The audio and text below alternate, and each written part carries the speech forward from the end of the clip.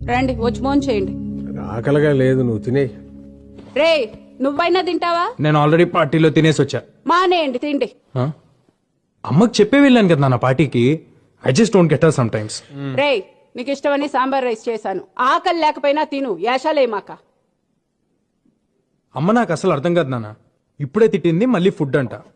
Mental.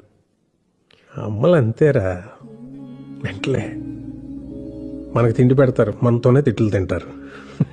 ఏమనుకోవాలని వాళ్ళు అంతేరా. గొడవ పడేది మనతోనే, మన మంచి కోసమే. మనం దాన్ని చేదస్తాం అనుకుంటాం, వాళ్ళు దాని బాధ్యత అనుకుంటారు. కరెక్ట్. యునో సంథింగ్, ఇంట్లో అమ్మో నాన్నో తాతయ్యో నాన్నమ్మో లేకపోతే ఇంకెవరు అడుగుతారా మన్ని తిన్నావా ఉన్నావా అని? వాళ్ళు ఉన్నప్పుడు వాళ్ళు వీళ్ళు తెలియదురా. రేపు లేరనుకో, వాళ్ళు మనతో ఉన్న ప్రతి క్షణం చాలా విలువైందిరా. Treasure it.